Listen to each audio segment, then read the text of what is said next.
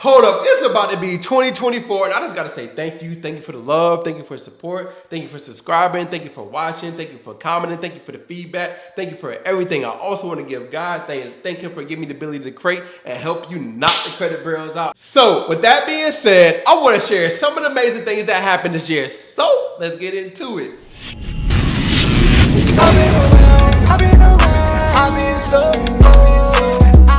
Still this strategy to wipe everything off your credit report. It don't matter if you have a collection, charge-off, bankruptcy, eviction, student loan, child support. It don't matter what you have. Once you implement these 5 steps, you're gonna be able to knock the credit bills out. Hold up, let me show you how quick this is. Hey Alexa, write me a letter using the Metro 2 with the laws to knock the credit bills out. Based off your credit report, I see the credit bureaus violated your rights. Let's knock them out. What does that mean for you? The best way for you to knock the credit bureaus out is by switching things up. The reason why we got to switch things up is because the credit bureaus starting to act crazy. They starting to say, hey, you sound like a credit repair company. Is this actually you? I need more identification. Or they don't respond at all. They doing everything besides their job. We're supposed to be checking the completeness and accuracy of those specific accounts according to 15 U.S.C. 1681I, right? So, since they starting to act crazy, we got something for them. And I'm going to walk you through a 6-step process that's going to get you better results so we can knock the credit bureaus out. Step 1, first things first. Here's what I want you to do. Since we switching it up, I want you to go grab your credit report and see all the negative accounts that's holding you back. Wipe your hard inquiries off your credit report once you follow these simple steps. Now, I know some of y'all probably went to a car dealership looking for a car, and guess what? 5 minutes later, hey, you don't got a notification saying this person check your credit report, that person check your credit report, and this person check your credit report, right? Or you might have unauthorized hard inquiries on your credit report. Or maybe you just have hard inquiries that should have been already deleted because it's been 2 years. Don't worry, I got you. I'm gonna walk you through a 5-step process that's gonna be able to help you remove all those hard inquiries in the next 15 days. Step number 1, first things first. Here's what you wanna do. You wanna call Experian, call TransUnion, call Equifax, right? They got some information on that credit report that's gonna allow you to leverage the law to be able to knock them hard inquiries off. And if you don't have the phone number, I got you. The link is gonna be in the description for the phone numbers. Step number 2, here's what's gonna happen next. To get results for the CFPB is having supporting documentation, right? So this is why we wanna set them up first. We gotta set them up first so we can get the investigation to come back and we have official documentation showing how they lied, and we're gonna leverage that. So that's what I meant by that, Alexa being all disrespectful. Hey, wanna blow up your credit score 100 plus points? Well, you need to implement these 3 hacks to see your credit score take off. Get into step number 3. As we work in these 30 days, what we want to do, we want to add positive trade lines to our credit report. We can do self, we can do credit sharp, we can do Tomo credit card, we can do work reporters, we can do rental karma, we can do Kobo, we can do PerPay. Hey, just pick 1 or 2 accounts and watch your credit score blow up. March 15th, 2023, hey, we'll go from broke to an 8-5 credit score, plus he almost got $100,000 in credit. Now, I know you probably wonder how he did it, what he did, how long it took. Basically, I'm gonna break down the whole process, and plus you're gonna be able to hear his journey. So, sit back, relax, and let's get into it. I was just sick of my life. Like, I was sick of the day-to-day.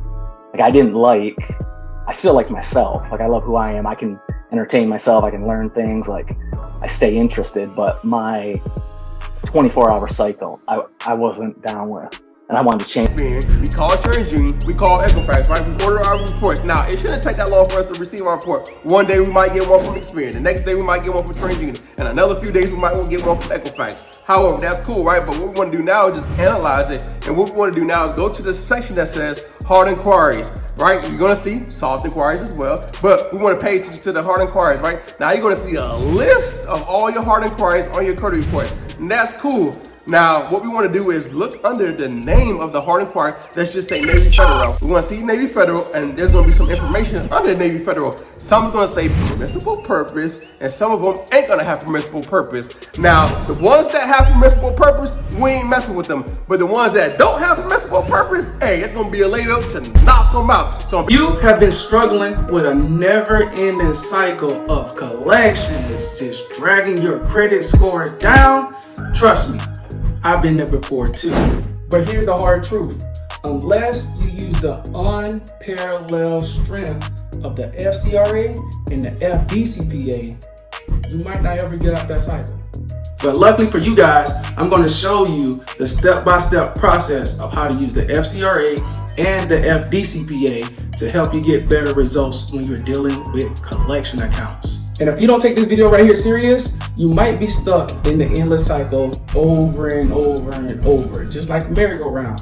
And once you watch this video, you can never say that I did not have the information. There are 5 things you must know to get better results. A, fixing credit should be fun, because if you know what the credit bureau is gonna do before it happens, you're playing a different game. It's chess, not checkers. So once you know these 5 rules, it's game over for the credit bureaus. February 17, 2023, I released a video about the new revolution of how to knock the credit bureaus out. A, fixing credit just got easier. With artificial intelligence and the ability to use Metro 2s and the FCRA laws, it's game over for the credit bureaus. Over the past week, I've received a lot of questions on what to do next, on how to use the different attacks to knock the credit bureaus out. So in this video, I'm basically gonna walk you through the whole process on the 6 different attacks that you're able to use to knock the credit bureaus out every single time. So I'm gonna talk about every last attack. So let's get into it. Hey, I'm making this video for all of you guys who are plagued by debt collectors trying to collect a debt on you. But here's the truth that they do not want you to know. They don't want you to know that the FCRA is only half the battle. It's like 50%. The FDCPA is the other 50%. So what I want to do is I want to empower you guys to take control of your credit journey. You don't need nobody else. All you need is these laws. The FCRA plus the FDCPA, man, you about to kill the game. You're going to knock the credit bureaus out, and also you're going to take care of those debt collectors. So what I want you to do is I want you to get ready for this game-changing piece of information I'm going to drop today, and cue that hook.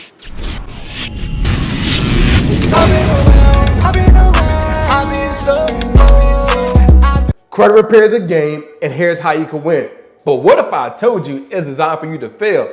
Listen to this. There is no way for people like Judy Thomas to get their problem solved. So all these people who take the time to meticulously document a case that the bill isn't theirs or the bill has been paid, that is never seen by anybody.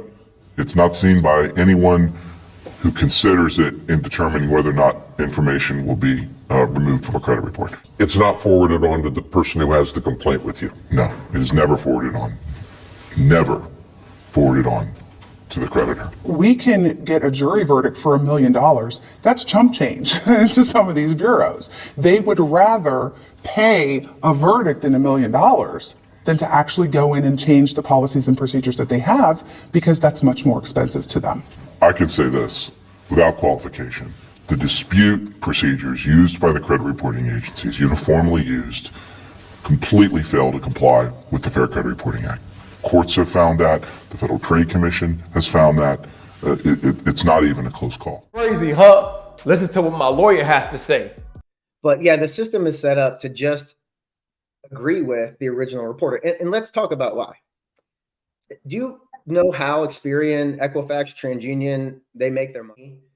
The billions of dollars, because Capital One is paying them $10, $20, $30 million a year. Every time Capital One sends them information about you, they have to pay them a little bit of money. So who are they going to agree with? If you reach out to them and say, I'm right, Capital One's wrong, but Capital One is paying them $10 million a year, are they going to agree with you? Or are they going to agree with their partner? So the system's set up to fail. On February 1st, 2023, building credit has never been the same. Roughly around 45 million people have no credit and have a low credit score. This is a major problem. So imagine a new product that will allow you to save your money, build your credit, and have no credit check. This is a major game changer, right? And it's now available through an app called Cheese.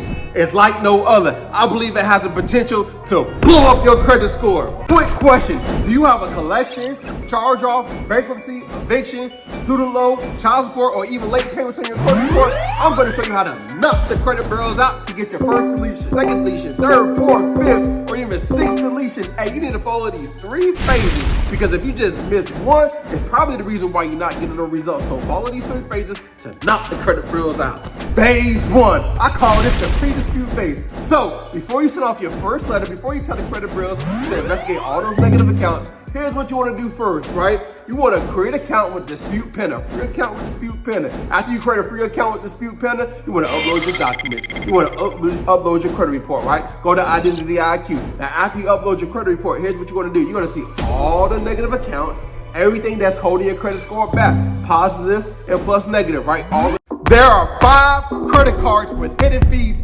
Don't get scammed. As you're fixing your credit and improving your credit score, 20 points, 30 points, 50 points, 100 points, even 200 points, and knocking the credit bureaus out, Credit Karma, Experian, TransUnion, Equifax, and the snitches are working together with subprime lenders to, guess what, send you pre-approval offers to trap you. So, if you don't want to be trapped, stay away from these 5 credit cards. Other negative accounts you have on your credit report, whether it's a charge-off, repossession, or eviction, listen to what my lawyer has to say. Before Mike asks another question. So, I always talk about like the consumer reports, the credit bureaus, which is Experian, TransUnion, Equifax, has like incomplete, like it's inconsistent, like the open date last active, all that stuff is not reported correctly. And I tell people to send a letter and tell them to update the information. I don't know or not, but most times they don't update it. Is that technically a violation? And can people technically serve the credit bureaus for not? Yeah, that's a great question. So, back when I was talking to Robin about the ways you can dispute, it has to be inaccurate, incomplete, or too old generally. Well, if they're reporting inconsistently, it has to be one of them, at least one of them have to be inaccurate, right? So one of the things we love to do on the lawyer side, and we absolutely litigate this. I sue credit bureaus for this all the time, and we serve them with federal lawsuits, Dave, because they're reporting inconsistently. If Experian is reporting an open date of this month and TransUnion and Equifax are reporting it something different, we know for 100% certainty someone is reporting inaccurately because it can't both be true, if it's different months. Same thing, if they're reporting a different balance. I don't care if a balance is off by $1 on a different report. Someone has broken the law because they have reported inaccurate information. So inconsistent equals inaccurate, always, because something has to be wrong. And then what we do is we send a letter and we say, okay, Capital One, LVNB, whoever it is, here's what's being reported inconsistently between the bureaus. Fix it. What that means is they have to either make them all match, and that has to still be accurate, or they have to delete it. But they almost always just verify. Absolutely, that's a great case. Love that case. Because it's so easy. I get to say, what are they going to do when I hold up 2 pieces of paper with different information?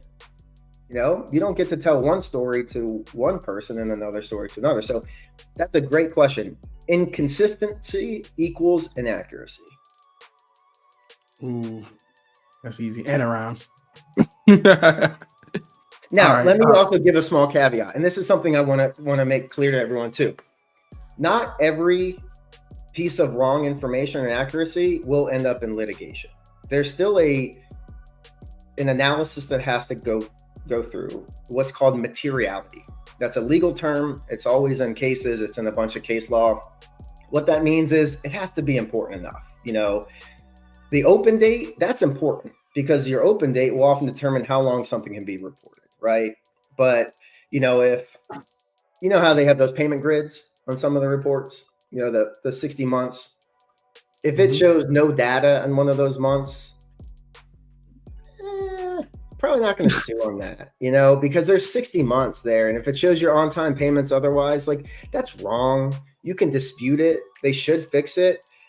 But if you come to me and say, hey, Aaron, they're showing a no data on this 1 month of 60 and the other 59 are right, I'm going to say, you know what, that's annoying, but that's not worthy of a lawsuit.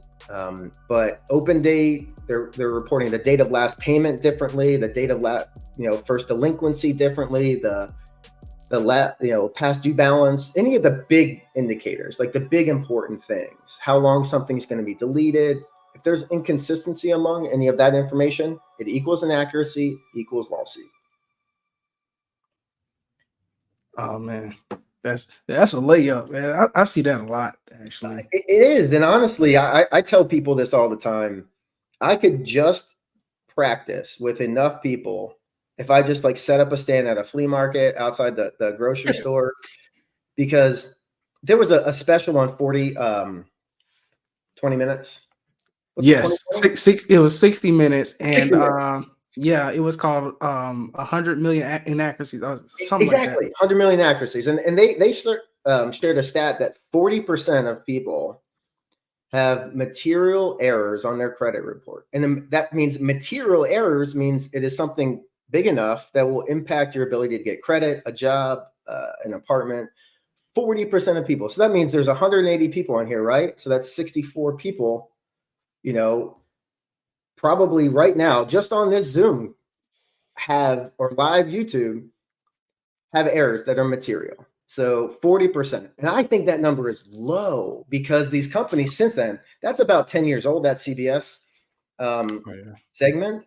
In the last 10 years, these companies have started to embrace more technology and more artificial intelligence. And that's causing more inaccuracies. So I would say half or more. So literally, I could just set up outside the grocery store and say, hey, when's the last time you check your credit report? When's the last time you? And half the people are going to have problems. And I could just practice my law that way. But yeah. March 14th, 2023, hey, fixing credit would never be the same. Yo, 95% of people pay their collection and they think that paying their collection means automatic deletion. And if that was you, and you paid your collection, hey, guess what? We got a solution for you. Because guess what now? We partner with attorneys that's going to be able to help you knock the credit bills out. Here's a credit hack that changed my life. Once you understand what makes up your credit score, now you can focus on what you need to do to improve your credit score. So most banks care about the FICO score, and your FICO score is broken down into 5 major factors, right? So you have payment history, which is 35%. You have amounts owed, which is 30%. You have length of history, which is 15%, right? Now we have 10% with credit mix, and the last 10% with new accounts, all right? So let's just say we focus on payment history. How can we improve your payment history? The best way to do this is by adding backdated history to your credit report. How do you do that? Let me break it down to you. If you go to Boom Pay and sign up, just say you've been living at that apartment for the last 24 months. Now you can get 24 months of payment history added to your credit report. But not only does that improve your payment history, it also improves, guess what? The length of history because you've been living at that apartment for 24 months. Also improves your credit mix because guess what? You added an installment account. And guess what? You also added a new account to your credit report. So make sure you follow for more value. You got a calling on your life. You got a story, something that you survived. How dare you not speak and tell it? You didn't survive it to be quiet about it. So you have an obligation now. It just happens to be that there are millions of people that are telling their stories and not getting paid for it. And that's the disconnect we want to talk about today. If you can get paid up to $1,000 for every collection on your credit report because debt collectors are constantly violating your rights, imagine turning that bad credit into cash. Credit repair expert Vance Dawson has been part of a $1.5 million settlement case, but most importantly, he's also sued like 30, 20, 10. He's been part of hundreds of cases, and today's class, he's gonna share with us the secrets on how to knock these debt collectors out, but most importantly, how to turn them collections into cash, and also talk about the different specific laws to knock these debt collectors out. But what are some of the common violations that you see on a day-to-day basis? Calling a consumer at an inconvenient time, right? So an inconvenient time could be, let's say right now, right? We're on an interview. An inconvenient time is, the debt collector calling you while you're at an interview, right? Or doing whatever you're doing. You could be meditating, right? You could be studying. You could be reading. You can be at work and the debt collector contacts you and you tell a debt collector, of course you're recording the call. That's the most important thing is to record the call. So, and then you don't have to tell the debt collector you're recording the call, but you just tell the debt collector, hey, this is Vance Dotson, right? Hey, you didn't pay this medical bill. You say, yeah. And so keep in mind, you're recording the call and you just tell them, hey, I'm at work right now and it's not a good time to talk. And so usually 2 of them phone calls adds up to an FDCPA violation. Hold on, Dave. I gotta make sure that we're gonna clip this. So you telling me Midland Credit Management, everybody, not everybody, you said 1 out of 3, or did you say 1 out of 4? 4 out of 5 people are gonna owe them. And then what you just did was go ahead.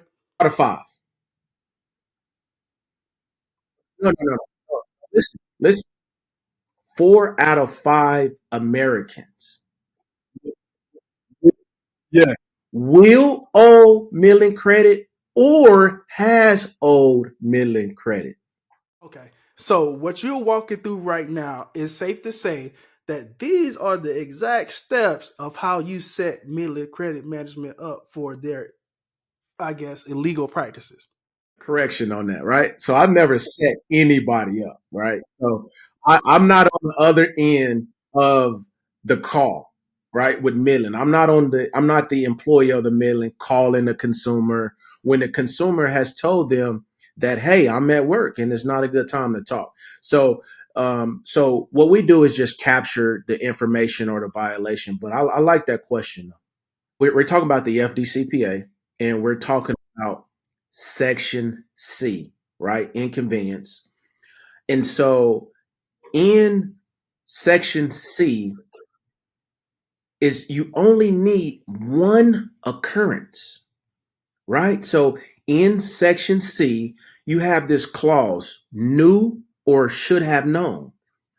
So the first time they you told them, right? So it takes out that doubt, that knew or should have known. It takes that out, right? That second time, no. Mm-mm. Mm-mm. I want to say too, I think when the first time we had a conversation, you said something along that because we had prioritized deletions before, but when you said, "Hey man, y'all throwing away money," that's when my ears, my antenna raised. So I'm like, damn, bro. I'm like, dang, bro. There's a reason why they don't teach this in school. It's because most people with collections look like us.